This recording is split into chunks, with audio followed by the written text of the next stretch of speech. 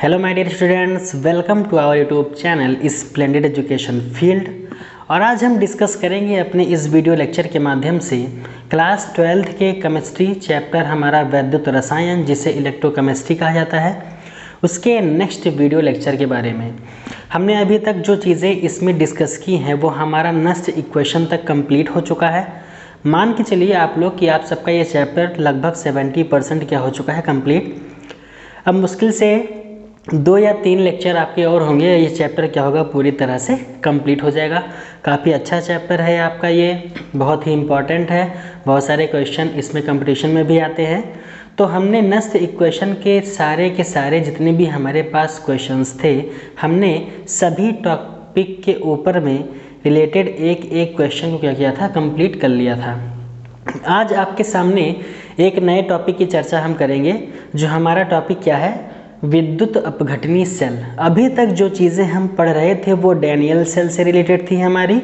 अब इसका एक फ्रेश टॉपिक है हमारे सामने इस चैप्टर का, जो है हमारा विद्युत अपघटनी सेल, जिसे हम बोलते हैं इलेक्ट्रोलाइटिक सेल। तो आइए स्टार्ट करते हैं आज की क्लास।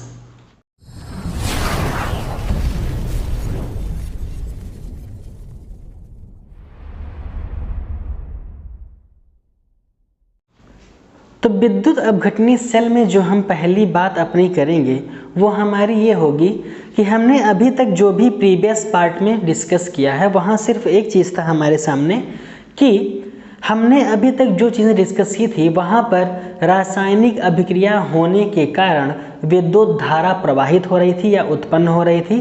अब जस्ट उसी के अपोजिट टॉपिक पर हम आपको लेकर के चलेंगे। यहाँ पर कहने का मतलब ये है हमारा कि सर्वप्रथम हम लोग क्या करते हैं, विद्युत धारा को प्रवाहित करेंगे। विद्युत धारा को प्रवाहित करने से, विद्युत धारा को प्रवाहित करने से रासायनिक अभिक्रिया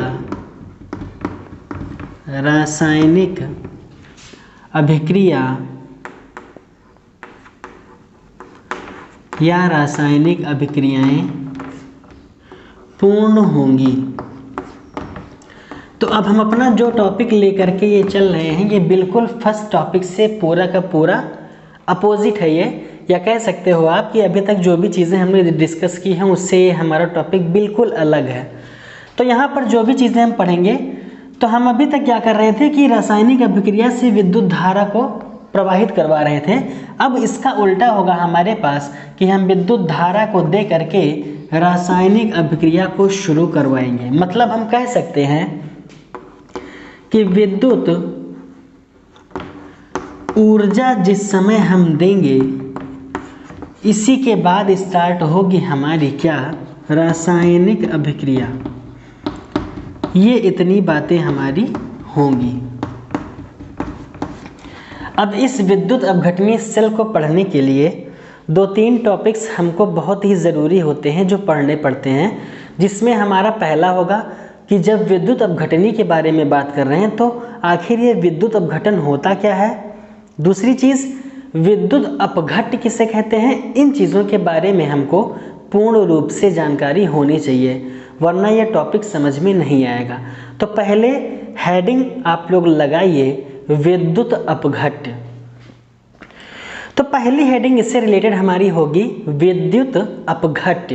अब ये विद्युत अपघट्ट होता क्या है, तो देखिए हम पहले जब अपने प्रीवियस पार्ट में डिस्कस कर रहे थे तो वहाँ पर हर जगह हमने एक सॉल्यूशन ले रखा था, यानी एक विलयन ले रखा था, और इस विलयन में हम कोई ना कोई क्षण को डिसॉल्व करके और विद्युत धारा का प्रवाह क्या करते थे, स्टार्ट करते थे। कोई हमारा एनोड होता था, कोई दूसरा हमारा कैथोड होता था, और ये हमारा कोई ना कोई विलयन होता था, चाहे वो जिस चीज़ का हो। तो विद्युत धारा का प्रवाह इसमें होता था इन क्षणों के बीच, और इसी के विपरीत दिशा में इलेक्ट्रॉन का प्रवाह भी हो रहा था हमारा, और विद्युत धारा इसी के अपोजिट बह रही थी। तो यहाँ पर साफ साफ विद्युत अपघट्ट का मतलब ये होता है कि यह एक ऐसी युक्ति होगी हमारी जिसमें विद्युत का चालन स्टार्ट होता है, यानी विद्युत धारा प्रवाहित होना स्टार्ट करती है। अब वो अवस्था दो तरह से हो सकती है, या तो हमारी गलित अवस्था होगी जिसे हम मॉल्टन स्टेज कहते हैं, और दूसरी हमारी होती है जलीय जिसे हम एक्वस स्टेट कहते हैं। तो ये दो स्टेट हो सकती हैं जब विद्युत अपघट्य यानी विद्युत धारा का प्रवाह होना स्टार्ट होगा, और वही युक्ति हमारी विद्युत अपघट्य कहलाएगी। तो पहले इस टॉपिक के लिए हम एक छोटी सी क्या करेंगे, डेफिनेशन का यूज़ करेंगे, और वो डेफिनेशन हमारी क्या हो जाएगी कि जो गलित या जलीय अवस्था में विद्युत का चालन करता है, जो गलित या जलीय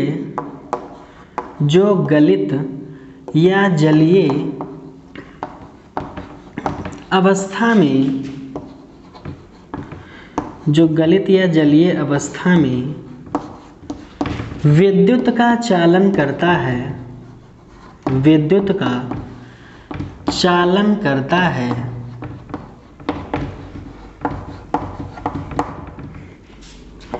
चालन करता है, विद्युत अपघट्य कहलाता है, विद्युत अपघट्य कहलाता है, विद्युत अपघट्य कहलाता है। तो यही इतनी सी बात होती है विद्युत अपघट्य के लिए। क्या चीज़, यानी वो अवस्था या तो गलित होगी या तो जलीय होगी, दोनों में से कोई एक कंडीशन होगी, चाहे ये वाली चाहे ये वाली, और इन्हीं की वजह से विद्युत धारा का चालन स्टार्ट हो जाएगा हमारा, और वही हमारा कहलाता है क्या, विद्युत अपघट्य। तो ये इतनी बातें हो गई होंगी क्लियर। अब ये विद्युत अपघट्य जब हो जाता है एक बार, यानी विद्युत धारा का चालन जब एक बार हो जाता है, तो इसके बाद जो हम पढ़ेंगे नेक्स्ट हेडिंग वो हमारी होगी विद्युत अपघटन। अभी तक क्या था हमारा, विद्युत अपघट्य। अब दूसरा हेडिंग आप लोग लगाइएगा विद्युत अपघटन। अब हमारी जो नेक्स्ट हेडिंग आती है इसमें, वो हमारी आती है इस विद्युत अपघटनीय सेल से रिलेटेड विद्युत अपघटन। अब ये विद्युत अपघटन क्या होता है, देखिए जब भी हमारे पास कोई केमिकल रिएक्शंस हो रही थी, उस केमिकल रिएक्शंस में दो चीज़ें मिल रही थी हमको, एक हमारा एनोडिक प्रोसेस था, दूसरा कैथोडिक। मतलब कि जो आयन का फॉर्मेशन हो रहा था, एक पॉजिटिव आयन था हमारे पास, एक निगेटिव आयन, कह सकते हैं साफ साफ बातों में कि एक धन आयन था हमारा, दूसरा हमारा क्या था, ऋण आयन था। उसी आयन के आपस में रिएक्शन करने से या अभिक्रिया करने से विद्युत धारा का प्रवाह हो रहा था। अब इसमें जो विद्युत अपघटन में आएगा हमारा, तो इसमें हमारी जो डेफिनेशन होगी वो डेफिनेशन हो जाएगी कि ये एक ऐसी प्रक्रिया होती है, आप कह सकते हो कि ये एक ऐसी प्रक्रिया होती है जिसमें क्या होगा, किसी भी रासायनिक अभिक्रिया में जो आयन्स पाए जाते हैं वो आयन विभाजित कैसे होते हैं, वही प्रक्रिया हमारी कहलाती है विद्युत अपघटन। तो इसकी जब हम डिफिनीशन लिखेंगे तो हम कहेंगे कि यह एक ऐसी प्रक्रिया है जिसमें किसी रासायनिक पदार्थ में, यह एक ऐसी प्रक्रिया है, यह एक ऐसी प्रक्रिया है, यह एक ऐसी प्रक्रिया है जिसमें किसी रासायनिक पदार्थ में, जिसमें किसी रासायनिक पदार्थ में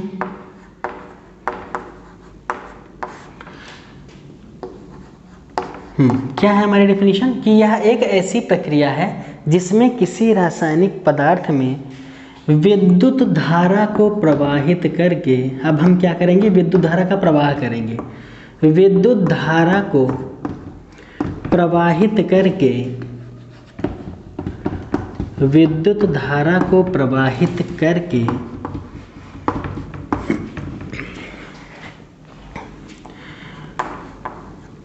उसे उसके आयनों में विभाजित करते हैं, उसे उसके आयनों में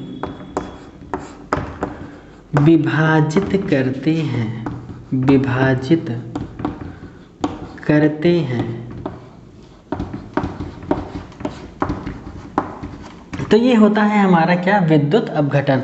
मतलब यह एक ऐसी युक्ति है या एक ऐसी प्रक्रिया है जिसमें विद्युत धारा का हम प्रवाह स्टार्ट करेंगे और उसमें जो भी चीज़ों के बीच में रिएक्शन होगी वो अपने अपने आयंस में टूट जाएंगे। और आयंस आपको पता है दो ही हैं, एक धनायन है हमारा, दूसरा ऋण आयन। तो वो दोनों क्या होंगे, विभाजित हो जाएंगे। इसकी एक अभिक्रिया और होती है, या कह सकते हैं इसकी एक डेफिनेशन और है हमारे पास, जिसको हम कहते हैं कि इसमें विद्युत धारा प्रवाहित करने पर इस प्रक्रिया के अंतर्गत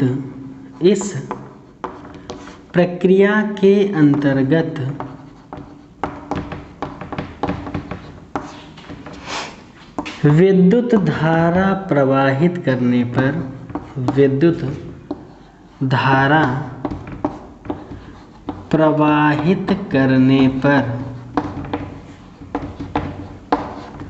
देखिए हर बार एक वर्ड आ रहा है आप लोग के सामने कि विद्युत धारा प्रवाहित करने पर, मतलब यहाँ रिएक्शन होगी नहीं, पहले रिएक्शन तब होगी जब हम विद्युत धारा का प्रवाह क्या कर देंगे, स्टार्ट कर देंगे, तब इसमें क्या होगी, रिएक्शन होगी हमारी। अभी तक हम क्या पढ़ रहे थे कि रिएक्शन स्टार्ट हो रही थी तब विद्युत धारा चल रही थी। यहाँ उल्टा है, विद्युत धारा जब प्रवाहित होगी तभी रिएक्शन होगी। पर आयनों का कैथोड या एनोड की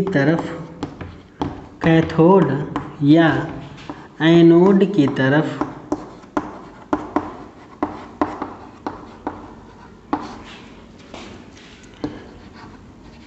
चले जाना।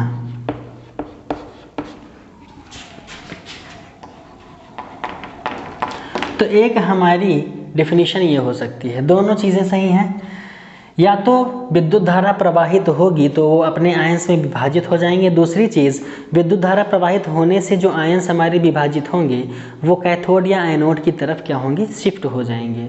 अब आप लोग को पहले से ही पता है कि कैथोड एनोड की तरफ जाते कैसे हैं, तो वो रीज़न सिर्फ एक चीज़ का होता है कि अगर विपरीत चार्जेस हैं यानी विपरीत आयंस हैं तब वो आपस में एक दूसरे को आकर्षित कर लेंगे, विपरीत नहीं है तो एक दूसरे को प्रतिकर्षित कर देंगे।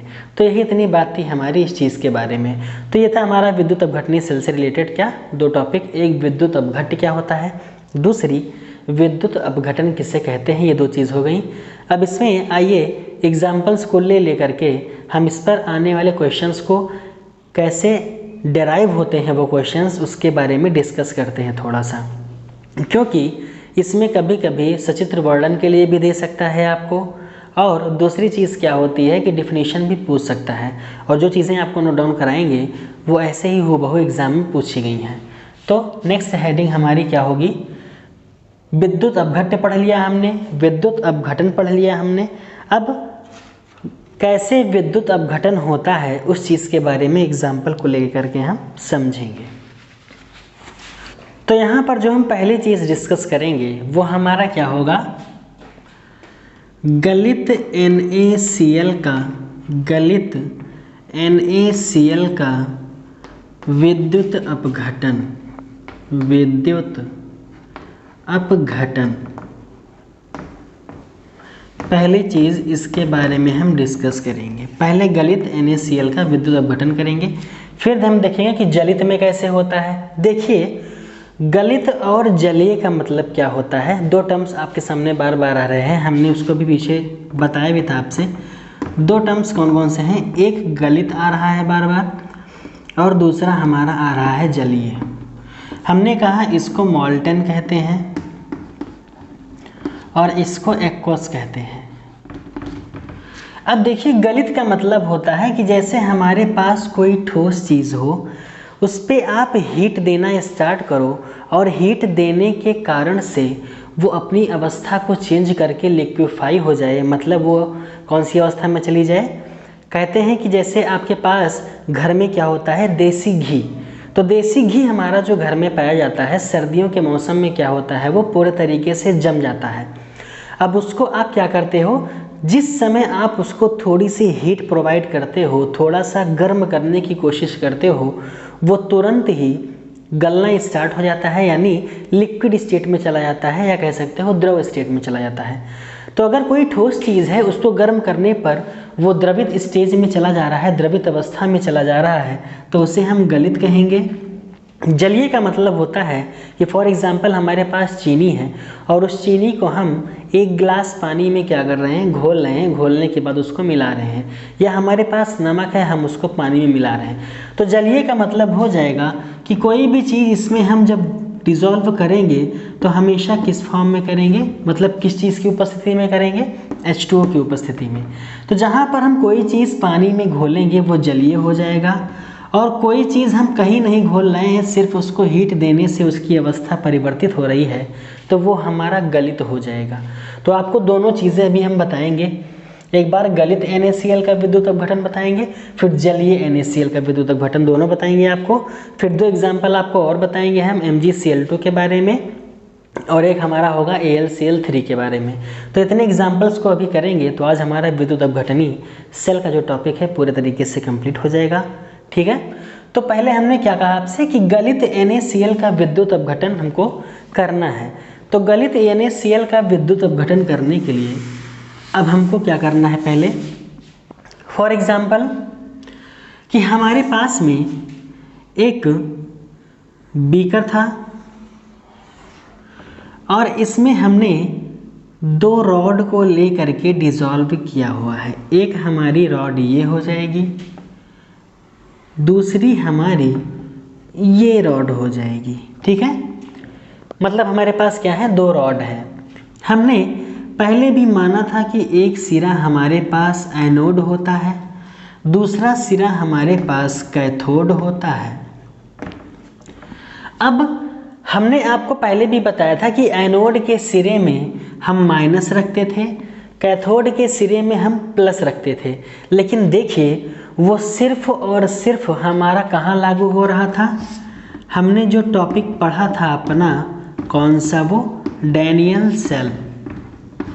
तो एक बात गांठ बांध करके याद रखिएगा आप लोग कि जो हम डैनियल सेल के बारे में डिस्कशन कर रहे थे, ये डैनियल सेल आखिर में एनोड की तरफ नेगेटिव था क्योंकि इलेक्ट्रॉन यहाँ से निकल रहे थे, कैथोड की तरफ पॉजिटिव था क्योंकि इलेक्ट्रॉन यहाँ से यहाँ जा रहे थे। सिर्फ और सिर्फ ये बातें लागू होती हैं डैनियल सेल के लिए, बाकी किसी भी सेल के लिए ये बातें लागू नहीं होती हैं। और डैनियल सेल को, एक इकलौती इस सेल को अगर आप छोड़ दोगे यहाँ से, तो जितनी भी सेल आपको और मिलेंगी वहाँ पर एनोड का सिरा ऑलवेज आपका पॉजिटिव होगा, कैथोडिक सिरा ऑलवेज आपका नेगेटिव माना जाता है। यही 2 रीज़न है आपके पास बस। सिर्फ डैनियल सेल में आप एक बात याद रखिए कि एनोड नेगेटिव, कैथोड पॉजिटिव होता है, क्योंकि एनोड से इलेक्ट्रॉन जाते हैं कैथोड की तरफ, इसलिए। बाकी डैनियल सेल को छोड़ दीजिए, दुनिया में कोई भी सेल होगी आपके पास तो वहाँ पर एनोड का सिरा पॉजिटिव कहा जाएगा, कैथोड का सिरा आपका नेगेटिव कहा जाएगा। इन बातों को एकदम अपने मन में बिठा के रखिएगा। अब हमने क्या किया कि एक एनोड का इलेक्ट्रोड लिया और दूसरा हमने क्या किया, कैथोड का इलेक्ट्रोड लिया। हमने इन दोनों को एक बैटरी के माध्यम से क्या किया, इलेक्ट्रिसिटी देने के लिए कनेक्ट किया। ऐसे एनोड के सिरे पे हमने पॉजिटिव टर्मिनल को रखा क्योंकि ये पॉजिटिव है, और इस कैथोड के सिरे में हमने नेगेटिव टर्मिनल को रखा क्योंकि ये हमारा क्या है, नेगेटिव है। ठीक है, और हमने गलित NaCl का विद्युत अपघटन करवाना है, तो हमने जो हमारा ये विलयन है जिसमें हमने इस रॉड को डुबोया है या इलेक्ट्रोड को डुबोया है, इसमें हमने ले रखा है NaCl, यानी ये किसका विलयन है, NaCl का। और जिस समय ये NaCl डिज़ोल्व होता है, या कह सकते हैं अपनी गलित अवस्था में जाता है, डिज़ोल्व नहीं करना है, गलित अवस्था में जब जाता है तो ये अपने आयंस में टूटते हैं Na पॉजिटिव Cl- के रूप में।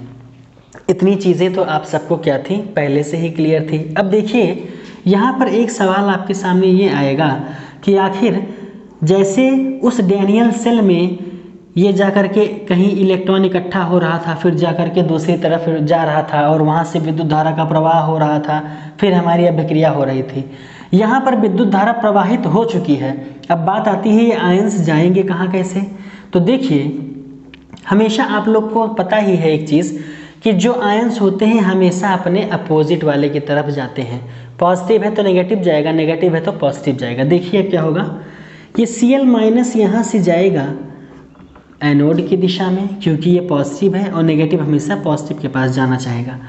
और सोडियम हमारा जो प्लस है वो जाएगा हमारे कैथोडिक सिरे पर, क्योंकि इसके ऊपर प्लस है और इसको जाना पड़ेगा कहाँ, माइनस के पास में। तो ये इतनी बातें हमारी क्या हुई, कंप्लीट हुई।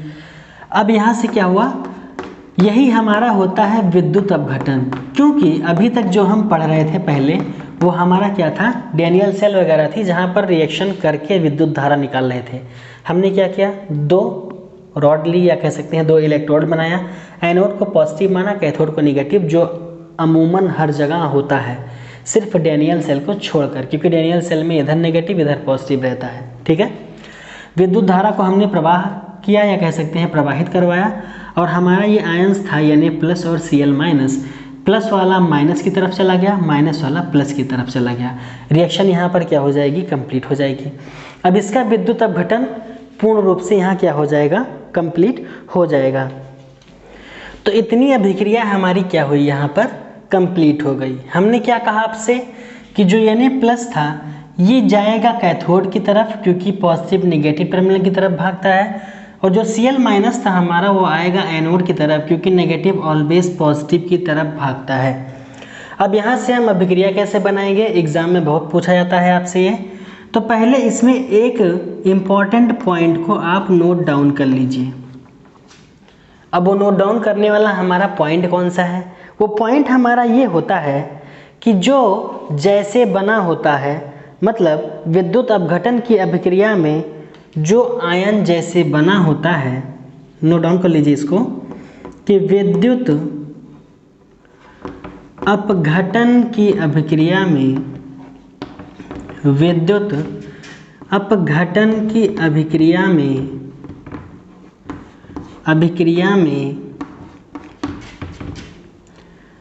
जो आयन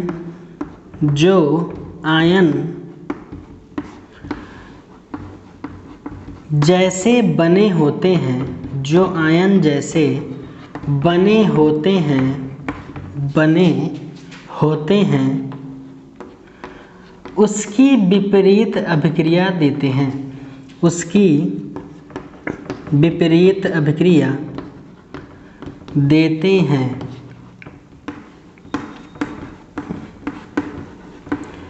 ठीक है, तो ये चीज़ें याद रखना, इसी से काम आपका बन जाएगा। हमने क्या कहा इसमें, हमने क्या कहा आपसे कि जो विद्युत अपघटन की अभिक्रिया होगी तो इसमें जो हमारे निर्मित आयंस होते हैं वो जिस प्रकार से बने होते हैं जस्ट उसकी अपोजिट रिएक्शन को दर्शाते हैं। अब यहाँ से एग्जाम में क्वेश्चन आता है तो इतना हो जाएगा आपका सचित्र वर्णन। दूसरी चीज़ पूछता है कि इनके बीच में होने वाली इस अपघटन की अभिक्रिया बताइए। तो यहाँ से अगर हम अभिक्रिया को नोट डाउन करेंगे तो अभिक्रिया नोट डाउन हम कैसे करेंगे, देखिए पहली चीज़ क्या होगा यहाँ पे, पहले हम पुरानी थ्योरी के अनुसार जाते हैं, जब हमने डैनियल सेल पढ़ा था।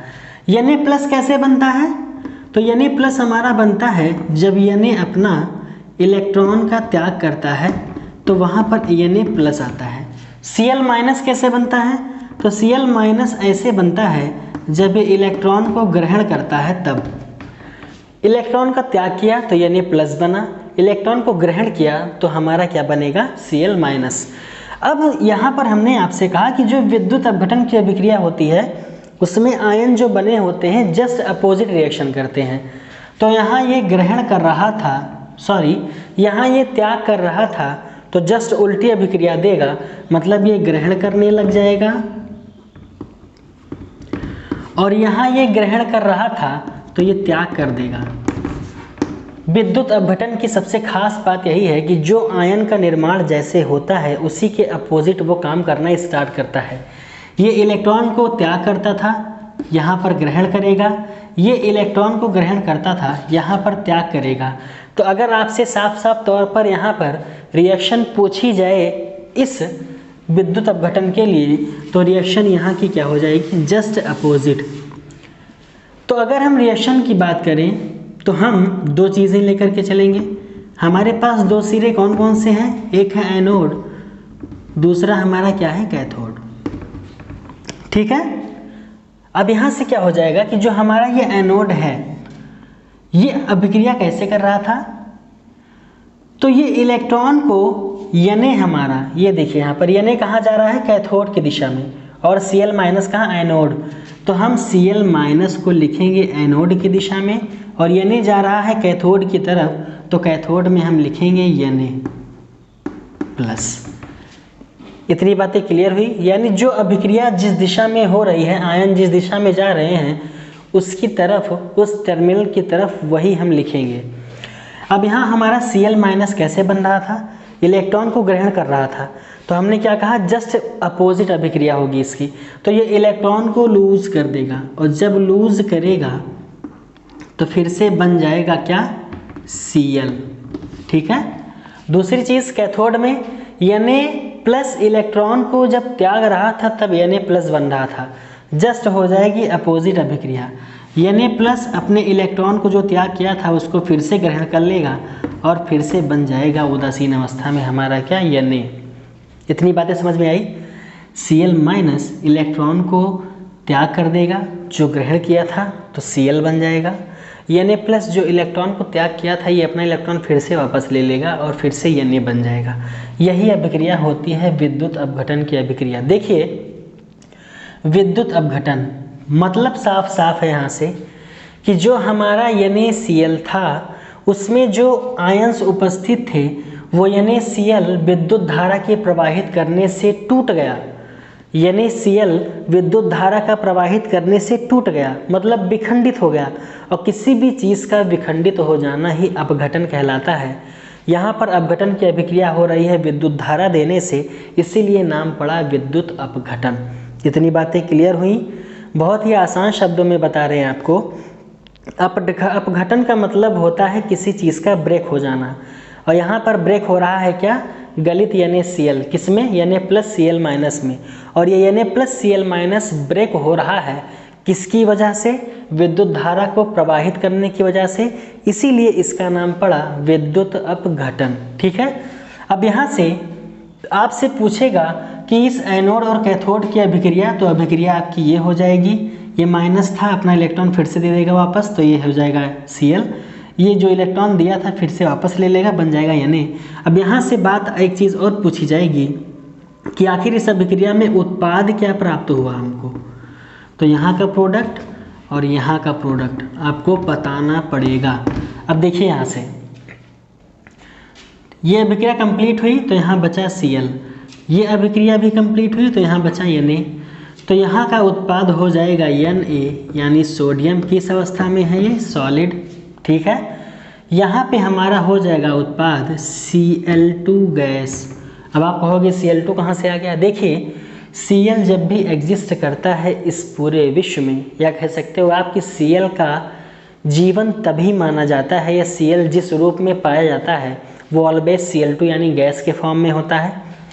Cl कभी भी अकेला नहीं मिलेगा, Cl3 भी नहीं मिलेगा, हमेशा जब भी पाया जाएगा तो Cl2 के फॉर्म में पाया जाता है। इसीलिए इसको पूरे तरीके से बैलेंस कर देंगे ऐसे।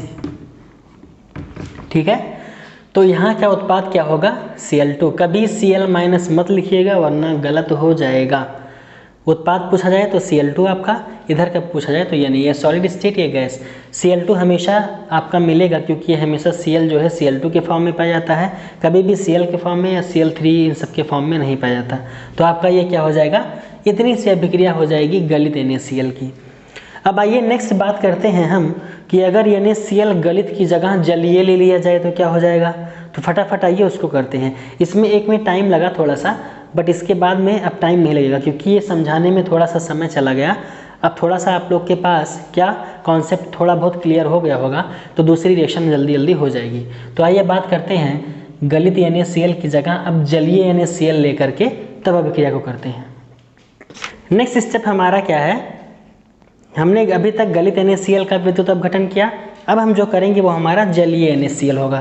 तो आइए फटाफट कंप्लीट करते हैं इसको भी। तो जलीय NaCl में क्या हो जाएगा कि वही हमारा फिगर फिर से, फॉर एग्जांपल हमारे पास में ये क्या है, एक बीकर हुआ और हमने इसमें 2 इलेक्ट्रोड को डिसॉल्व किया, मतलब 2 रॉड हमने डिसॉल्व की और इन दोनों को हमने एक सिरे के माध्यम से या बैटरी के टर्मिनल से क्या किया, विद्युत धारा प्रवाहित करने के लिए जोड़ दिया। हमारा एक सिरा हमने माना एनोड, दूसरा सिरा हमने माना कैथोड। एनोडिक सिरा हमने पीछे बताया पॉजिटिव होता है, कैथोडिक सिरा यहाँ पर नेगेटिव होता है। तो ये हमारा पॉजिटिव टर्मिनल से जुड़ेगा, ये हमारा नेगेटिव टर्मिनल से। अब यहाँ पर हमको लेना है जलीय NaCl। तो जलीय NaCl लेने के लिए हम लोग क्या करेंगे, सबसे पहली बात कि अभी पहले हम क्या करेंगे, NaCl को लेते हैं, ठीक। अब NaCl को जब हम लेंगे तो हमारा Na प्लस Cl माइनस इन 2 आयनों में टूटेगा, इतनी बातें क्लियर। दूसरी चीज़, यहाँ पर हमने जलीय NaCl ले रखा है, तो एक चीज़ ध्यान रखना कि NaCl तो है ही, साथ में जल भी रहेगा तभी जलीय NaCl बनेगा। मतलब NaCl प्लस H2O यही हमारा होता है एक्वस NaCl। तो इतनी बातें ध्यान रखना। अगर आप गलित अवस्था में लेते तो सिर्फ NaCl होता, जलीय अवस्था में ले रखा है तो जल भी यहाँ पर उपस्थित होगा। तो इतनी बातें क्या हुई होंगी, क्लियर। अब यहाँ से जो जल का हमारा आयंस टूटता है, तो जल हमेशा टूटता है H प्लस में और OH माइनस में, इतनी बातें क्लियर। अब देखो यहाँ पर गलित अवस्था में 2 आयन सिर्फ मिल रहे थे, Na प्लस Cl माइनस। यहाँ जलीय अवस्था में 4 आयन्स मिल रहे हैं हमको, H plus, Na plus, OH minus, Cl minus. अब यहाँ पर मामला ये फंसता है कि आखिर इस रॉड की तरफ यानी कैथोड या एनोड की तरफ जाएगा कौन। तो देखिए बहुत ही इजी है, कैसे जाएगा। अब देखो यहाँ से कैथोड के पास नेगेटिव है तो वो इस पॉजिटिव वाले को बुलाना चाहेगा, मतलब या तो H प्लस को या तो Na प्लस को। एनोड के पास जो है प्लस है तो वो इस नेगेटिव वाले को बुलाना चाहेगा, या तो OH माइनस को या तो Cl माइनस को। अब शर्त यहाँ पर ये बन करके आती है कि H प्लस जाएगा कि Na प्लस इस तरफ, यहाँ पर OH माइनस जाएगा कि Cl माइनस इस तरफ। बात इस चीज़ की आकर के अटक जाती है। तो यहाँ से बहुत इजी तरीके से आप निकाल सकते हो कि कौन जाएगा। तो जाएगा कौन, जो यहाँ पर हल्का होगा वो जाएगा कैथोड की दिशा में। जो पॉजिटिव है हमारा, जो हल्का होगा वो दौड़ के फटाक से पहुँचेगा कैथोड की दिशा में। तो आप देखो Na प्लस हमारा ये ज़्यादा भारी माना जाता है, H प्लस हमारा हल्का होता है। तो यहाँ से इस कैथोड की तरफ मूव करेगा H प्लस। दूसरी कंडीशन आके फंसी कि OH माइनस और Cl माइनस में एनोड की तरफ कौन जाएगा, तो यहाँ पर जाएगा हमारा Cl माइनस। कैसे जाएगा देखो आप, एक है हमारे पास OH माइनस, दूसरा है हमारे पास Cl माइनस। आप देखो Cl माइनस एक सिंगल एलिमेंट है, मतलब किसी के साथ जुड़ा नहीं है, लेकिन जो OH का फॉर्मेशन हुआ है इसमें ऑक्सीजन भी है, हाइड्रोजन भी है। तो एक तो ये भी है, एक तो ये भी है, 2 लोग हैं। तो जब 2 लोग हैं तो आप एक हिसाब से कह सकते हो कि अगर 2 लोगों को एक साथ बांध के दौड़ाया जाए और कोई एक सिंगल पर्सन अकेले दौड़े तो रेस कौन जीतेगा, जो अकेला होगा वो जीतेगा। इसीलिए यहाँ पर Cl माइनस जाएगा और यहाँ पर H प्लस हल्का होने के कारण कैथोड की तरफ H प्लस जाएगा। तो इतनी बातें क्लियर हुई। तो हमारा ये क्या हुआ, फिगर बन गया। फिर से वही पुरानी प्रोसेस लिखेंगे हम, कौन सी, अभिक्रिया। तो हम लिखेंगे विद्युत अपघटन की अभिक्रिया।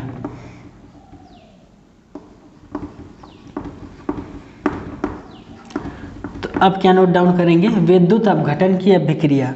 अब यहाँ से जब विद्युत अपघटन की हम अभिक्रिया लिखेंगे तो हमारा एक तरफ आएगा एनोड, दूसरी तरफ आएगा कैथोड। एनोड की दिशा में क्या होगा, कैथोड की दिशा में क्या होगा, आइए देखते हैं। यहाँ एनोड की दिशा में जा रहा है Cl माइनस, तो हमने क्या लिया Cl माइनस, ठीक है। कैथोड की दिशा में जा रहा है H प्लस, तो हमने यहाँ पर क्या लिया H प्लस। Cl माइनस कब बना था? जब Cl ने इलेक्ट्रॉन ग्रहण किया था, जस्ट उसी की अपोजिट हो जाएगी, यानी जो इलेक्ट्रॉन इसने ग्रहण किया था वो इलेक्ट्रॉन ये त्याग करके Cl के फॉर्म में हो जाएगा। H प्लस कैसे बना था? इलेक्ट्रॉन को त्याग करके, तो ये इलेक्ट्रॉन को जो त्याग किया था फिर से वापस ले लेगा। हमने अभी पीछे क्या बताया आपको? अपोजिट अभिक्रिया हो जाती है, ठीक। तो यहाँ से H प्लस अपने इलेक्ट्रॉन को ग्रहण करके फिर से H बना लेगा। अब आप एक चीज़ देखो, यहाँ से अगर अभिक्रिया की बात करें तो हमने आपको पहले भी बताया कि Cl कभी भी सिंगल एग्जिस्ट नहीं करता है, हमेशा गैस के फॉर्म में करता है। तो Cl2 और यहाँ पे 2 इलेक्ट्रॉन। हाइड्रोजन भी कभी भी सिंगल एग्जिस्ट नहीं करता है, जब भी वो कभी भी रहता है कहीं पर तो H2 के फॉर्म में रहता है, यानी H2 गैस के फॉर्म में। तो यहाँ से हमारे पास भी 2H प्लस ये 2 इलेक्ट्रॉन और यहाँ से H2 बन जाएगा हमारा, ठीक है। तो ये हमारी होगी अभिक्रिया। अब बात करेंगे इधर के उत्पाद में क्या प्राप्त हुआ और इधर के उत्पाद में क्या प्राप्त हुआ, ठीक है। तो इधर के उत्पाद में जो हमारा प्राप्त होगा, तो हमने आपसे कहा कभी भी माइनस वाला जिसके ऊपर आयंस है वो कभी आपको लिखना ही नहीं है, हमेशा जो उदासीन अवस्था में मिलेगा वही लिखना है।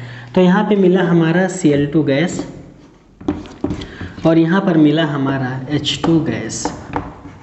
तो ये हो जाएगी हमारी जलीय यानी Cl की विद्युत अपघटन अभिक्रिया और उसका उत्पाद, ठीक है। तो आई होप कि आप सबको ये चीज़ समझ में आई होगी। अब आइए एक चीज़ और फटाफट से करते हैं। एक बार आइए निकालते हैं MgCl2 का, और वो MgCl2 होगा कैसे? गलित अवस्था में। आइए फटाफट देखते हैं MgCl2। अब यहाँ से जो हम नेक्स्ट टॉपिक में बात करेंगे अपने, वो हम ले रहे हैं, हमने क्या चीज़ें देखी अभी? हमने गलित यानी Cl का उत्पाद और अभिक्रिया दिखाई आपको, विद्युत अपघटन उसका, और हमने जलीय NaCl का भी क्या किया? कंप्लीट कर लिया। अब आइए नेक्स्ट देखते हैं हम गलित MgCl2 का विद्युत अपघटन। यहाँ पर भी वही पुरानी प्रोसेस। फॉर एग्जांपल हमारे पास एक पात्र है और उसमें हमने 2 इलेक्ट्रोड को डिसॉल्व कर रखा है, 2 इलेक्ट्रोड को डिसॉल्व कर रखा है ऐसे, ठीक है। अब यहाँ पर क्या हो जाएगा हमारा? एक सिरा हमने मान रखा है एनोड, और एनोड हमारा होता है कैसा? पॉजिटिव सिरा। एक सिरा हमने मान रखा है कैथोड, और ये होता है हमारा नेगेटिव सिरा। और यहाँ से अगर हम एनोड को और कैथोड को आपस में जोड़ते हैं तो हमने एक बैटरी का इस्तेमाल किया है, दोनों को कनेक्ट किया है। ये पॉजिटिव सिरा से कनेक्ट है, ये हमारा नेगेटिव सिरा से। अब यहाँ से हमारे इस पात्र में भरा हुआ है क्या? MgCl2। क्या भरा हुआ है? MgCl2। अब आइए देखते हैं यहाँ पर क्या होगा हमारा MgCl2 में। तो MgCl2 में अगर हम देखें तो देखो आप, Mg हमारा होता है कितना? 12, ठीक है। तो Mg 12 होता है कैसे? इसके आउटर मोस्ट में 2, 8, 2। क्लोरीन हमारा होता है 17 और ये होता है 2, 8 और 7। अष्टक पूरा करने के लिए इसको कितने इलेक्ट्रॉन की नीड है? यहाँ पर 1 इलेक्ट्रॉन की, और ये अपना इलेक्ट्रॉन कितना त्याग करेगा आउटर मोस्ट से? 2 इलेक्ट्रॉन त्याग करेगा। तो ये अपना 2 इलेक्ट्रॉन इस Cl को दे देता है। अब आप कहोगे कि यहाँ 7 है, 8 पूरा करेगा तो 9 हो जाएगा। 9 नहीं होगा, क्योंकि Cl की संख्या कितनी है यहाँ पर? 2। तो 1 इलेक्ट्रॉन इसको दे देगा, 1 इलेक्ट्रॉन दूसरे Cl को दे देगा, तो हमारा क्या हो जाएगा? 2 इलेक्ट्रॉन चलाएगा इसके पास। इलेक्ट्रॉन ये त्याग करेगा, इसीलिए इसके ऊपर 2 प्लस आ जाएगा। ये इलेक्ट्रॉन को ग्रहण करेगा तो दोनों Cl के ऊपर 1 माइनस आ जाएगा, ठीक है। तो यहाँ से ये हमारा MgCl2 है। अब ये MgCl2 जैसे विद्युत धारा हमने प्रवाहित करवाई, ये तुरंत ब्रेक डाउन हो गया। किस में ब्रेक डाउन हो गया? ये Mg+2 में, Cl- में। इतनी बातें क्लियर? Mg+2 में हुआ डिवाइड और Cl- में। हमने गलित अवस्था ले रखी है, इसीलिए यहाँ पर वाटर वगैरह का चांस कुछ नहीं है। अगर हमने जलीय ले रखा होता तो H2O यहाँ होता, लेकिन जलीय नहीं ले रखा है तो सिर्फ MgCl2 हमारे पास। अब यहाँ से ये पॉजिटिव सिरा है, पॉजिटिव जाता हमेशा नेगेटिव की तरफ, तो Mg भागेगा कहाँ? कैथोड की तरफ। Cl हमेशा नेगेटिव है आपका, तो भागेगा पॉजिटिव की तरफ, मतलब ये भागेगा कहाँ हमारा? एनोड की तरफ। Mg गया कैथोड की तरफ, Cl गया एनोड की तरफ। तो यहाँ से साफ साफ तौर पर अगर हम इसकी अभिक्रिया देखेंगे तो अभिक्रिया हमारी क्या आएगी सामने, MgCl2 विद्युत अपघटन की अभिक्रिया, MgCl2 विद्युत अपघटन की अभिक्रिया। तो ये अभिक्रिया हमारे सामने क्या आएगी, फिर से वही पुरानी चीज़, एक सिरा हमारा है एनोड, दूसरा सिरा हमारा है कैथोड। अभिक्रिया क्या हो रही है यहाँ पर, Cl माइनस है एनोड की तरफ, Cl माइनस, Mg+2 है कैथोड की तरफ, तो यहाँ से आ जाएगा Mg+2। Cl माइनस इलेक्ट्रॉन को ग्रहण करता है, लेकिन अभिक्रिया उल्टी हो जाती है, तो जो इलेक्ट्रॉन ग्रहण किया वो त्याग कर देगा। तो यहाँ से बन जाएगा हमारे पास Cl प्लस इलेक्ट्रॉन को त्याग कर देगा। Mg+2 ने 2 इलेक्ट्रॉन का दान किया था और दान करने की वजह से इसके ऊपर +2 आया, लेकिन अभिक्रिया उल्टी हो जाती है, तो जो इलेक्ट्रॉन इसने दान किया था वो इलेक्ट्रॉन फिर से वापस ले लेगा, तो प्लस हो जाएगा 2 इलेक्ट्रॉन और लास्ट में बचेगा हमारा Mg। ये सॉलिड स्टेट आ जाएगी हमारी। आपको हमने पहले भी कहा है कि Cl कभी भी सिंगल एग्जिस्ट नहीं करता, तो ये हमारा Cl2 हो जाएगा, ऐसे हो जाएगा, ठीक है। नेक्स्ट हमारा आता है कि इसमें उत्पाद क्या क्या बनेगा। तो बात करेंगे उत्पाद की यहाँ और उत्पाद की यहाँ भी। अगर दोनों जगह उत्पाद को हम कंपेयर करेंगे तो हमारा जो उत्पाद बन करके आएगा, इधर आएगा हमारा क्या, हमने कहा उदासीन वाला लेना हमेशा, Cl2 गैस, और यहाँ उत्पाद हमारा आएगा Mg सॉलिड। यही हमारा हो गया गलित MgCl2 का विद्युत अपघटन, ठीक है। समझ में आया, बहुत ही आसान ढंग से बता रहे हैं तो समझ में आ जाना चाहिए, ना आया हो तो अच्छे से इसको रिवाइज कीजिएगा, आ जाएगा। लास्ट टॉपिक बढ़ते हैं, एक एग्जांपल और लेंगे हम, AlCl3 का आपको बता दे रहे हैं, ठीक है। तो यहाँ हमने क्या बताया है, गलित MgCl2। आप सबके लिए एक होमवर्क है, आप लोग जलिए MgCl2 का विद्युत अपघटन कराना। हमने गलित का करवाया है, आप लोग जलिए MgCl2 का विद्युत अपघटन करवाना, ठीक है। नेक्स्ट बढ़ते हैं हम गलित AlCl3 पर। लास्ट एग्जाम्पल हमारा आज का है इस विद्युत अपघटन से रिलेटेड, गलित AlCl3 का विद्युत अपघटन। तो आइए जैसे हमने पुराना किया वैसे इसको भी कंप्लीट करते हैं। पात्र हो जाएगा हमारे पास, 2 इलेक्ट्रोड हो जाएंगे हमारे पास, एक सिरा हमारा एनोड, दूसरा सिरा हमारा कैथोड, एक सिरा हमारा एनोड, दूसरा सिरा हमारा कैथोड। ये हमारा पॉजिटिव सिरा, ये हमारा नेगेटिव सिरा। दोनों को एक बैटरी के टर्मिनल से हम लोग कनेक्ट करेंगे, ये पॉजिटिव ये नेगेटिव। हमने इसमें ले रखा है AlCl3। जैसे ही विद्युत धारा को प्रवाहित करेंगे ये टूट जाएगा, किसमें, Al3+ में टूटेगा, Cl- में टूटेगा। ये प्लस होने के कारण माइनस की तरफ भागेगा, मतलब Al भागेगा कैथोड की तरफ, Cl- भागेगा एनोड की तरफ। अब तक इतनी बातें कंप्लीट हो जानी चाहिए आप लोग के माइंड में कि कौन कहाँ जाएगा, ठीक है। अब यहाँ क्या करेंगे, AlCl3 विद्युत अपघटन की अभिक्रिया, पहले इसकी अभिक्रिया लिखेंगे, विद्युत अपघटन की अभिक्रिया।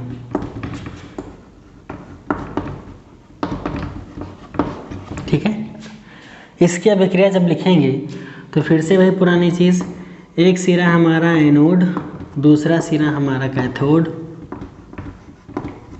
यहाँ से एनोड की दिशा में कौन सा हमारा जा रहा है, Cl-, कैथोड की दिशा में कौन जा रहा है हमारा, Al3+। ठीक है, अब Al3+ यहाँ से क्या हो जाएगा हमारा, Cl- इलेक्ट्रॉन को ग्रहण करता है, अभिक्रिया उल्टी हो जाएगी, इलेक्ट्रॉन को जो ग्रहण किया था त्याग कर देगा। तो यहाँ से जब त्याग करेगा तो हमारा फिर से ये Cl में चेंज हो जाएगा प्लस इलेक्ट्रॉन। Al3+ ने अपने इलेक्ट्रॉन को त्याग किया था, अभिक्रिया उल्टी हो जाएगी, ग्रहण कर लेगा। जब ग्रहण करेगा तो इसके पास प्लस इलेक्ट्रॉन इसका आ जाएगा फिर से वापस, और फिर से बना लेगा हमारा ये Al। Cl कभी भी अकेला एग्जिस्ट नहीं करता, तो ये हमेशा Cl2 के फॉर्म में रहेगा, ये चीज़ हो जाएगी। अब आप कहोगे यहाँ पर कि यहाँ 3 इलेक्ट्रॉन का त्याग हो रहा है, तो कैसे यहाँ पर आप Cl2 लिख रहे हो? वो ठीक है आपका कि AlCl3 है, लेकिन जब Cl3 यहाँ पर कभी एग्जिस्ट नहीं करता है, हमने आपको पहले बताया कि Cl ना कभी सिंगल रहता है ना ही Cl3 होता है, जब भी मिलेगा आपको हमेशा Cl2 गैस के फॉर्म में मिलेगा, इतनी बातें याद रखिएगा बस। अब यहाँ से अगर हम उत्पाद की बात करें तो उत्पाद यहाँ पर हमारा क्या मिलेगा? Cl2 क्या है हमारी ये गैस। कैथोड की तरफ में हमारा उत्पाद क्या मिलेगा? तो इस तरफ हमारा उत्पाद हो जाएगा Al, जो कैसा होगा? सॉलिड। तो ये था हमारा कंप्लीट क्या? विद्युत अपघटन, यानी हमारा विद्युत अपघटन होता क्या है। ठीक है, अब आज के लास्ट टॉपिक में हम बात करेंगे अपने सबसे आखिरी लास्ट टॉपिक आज का हमारा, वो हमारा हो जाएगा कि विद्युत अपघटन के लिए जो कुछ शर्तें होती हैं वो कौन कौन सी शर्तें हैं। ठीक है, तो लास्ट टॉपिक चलते हैं अपने आज के आखिरी, वो हमारा क्या हो जाएगा? विद्युत अपघटन में एनोड या कैथोड पर प्राप्त उत्पाद हमारी जो है उनकी शर्तें क्या हो जाएंगी। मतलब साफ साफ कह सकते हैं क्या कि जो ये हमारा उत्पाद बनता है, एनोड की तरफ का उत्पाद, कैथोड की तरफ का उत्पाद, इन दोनों उत्पाद में एनोड व कैथोड की निर्भरता कैसे हो सकती है, आइए एक वही लास्ट टॉपिक डिस्कस करेंगे। बस आज की क्लास क्या होगी? ओवर होगी। तो हम आज के लास्ट टॉपिक की तरफ में मूव ऑन कर रहे हैं। वो हमारा लास्ट टॉपिक क्या है इस विद्युत अपघटन का, कि विद्युत अपघटन में एनोड व कैथोड पर प्राप्त उत्पाद की निर्भरता, यानी किन किन चीज़ों पर ये एनोड व कैथोड का विद्युत अपघटन क्या होगा? निर्भर करेगा। तो इसमें एक एक पॉइंट नोट डाउन करते हैं हम। पहला पॉइंट हमारा हो जाएगा कि जो हमारा एनोड व कैथोड है इसमें विद्युत अपघटन की प्रकृति क्या होगी। तो साफ साफ लिखेंगे पहला पॉइंट, विद्युत अपघट या अपघटन की प्रकृति पर निर्भर करता है। प्रकृति पर निर्भर करता है।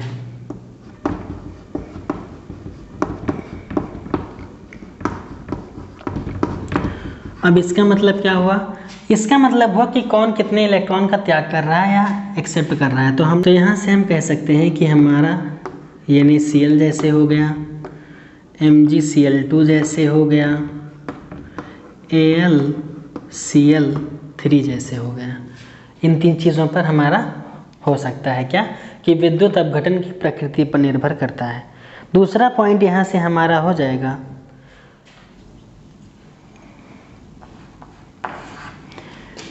विद्युत अपघट्य के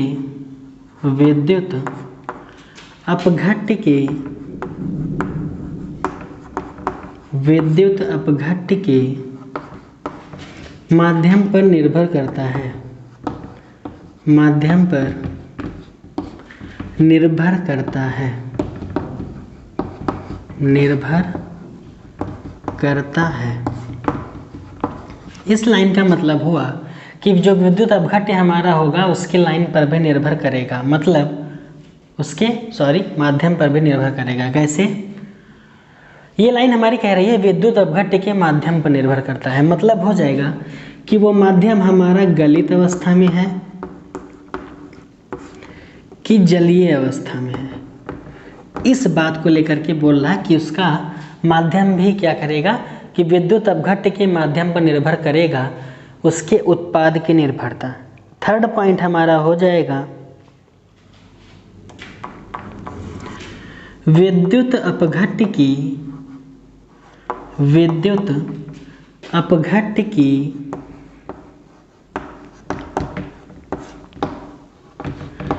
सांद्रता पर निर्भर करता है। सांद्रता पर निर्भर करता है।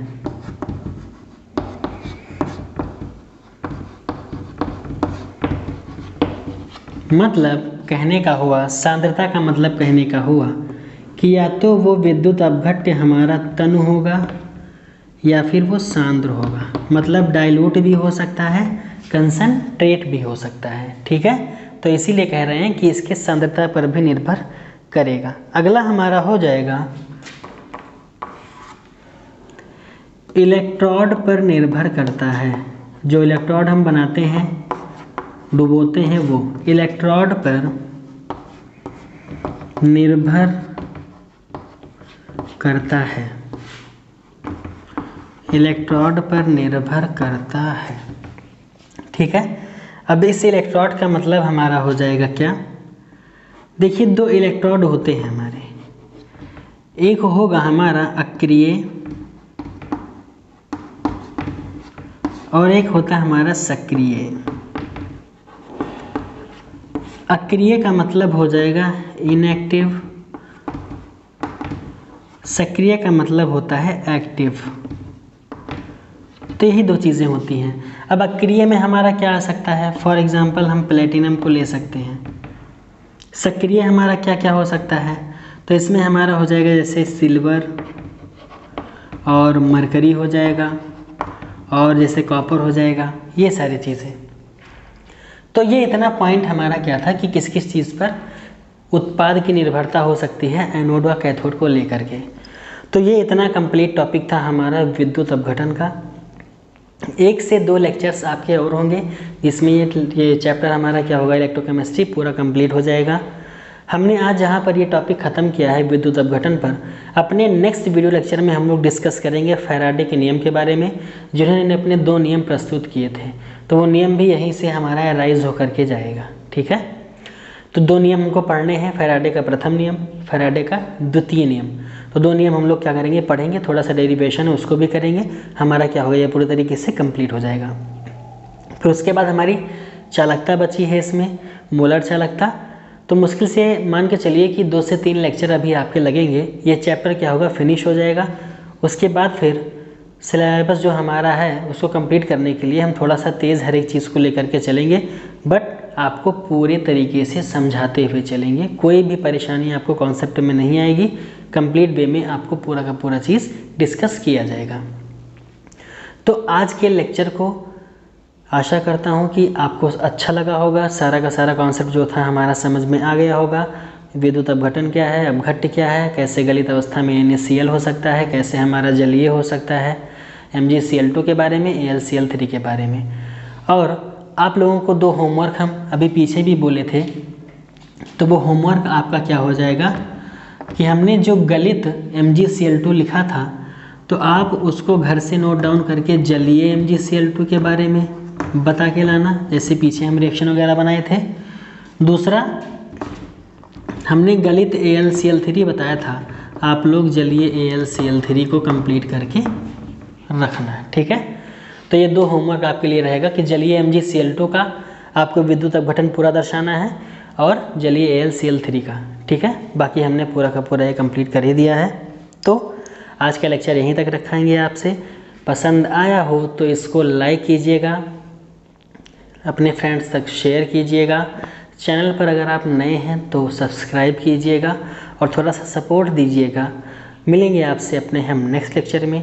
तब तक के लिए बहुत ही प्यारे ढंग से पढ़ते रहिए, दिल लगा के पढ़ते रहिए, मन लगा के पढ़ते रहिए। मिलेंगे अपने नेक्स्ट वीडियो लेक्चर में एक नई शुरुआत के साथ। तब तक के लिए thank you so much, bye bye, take care, जय हिंद।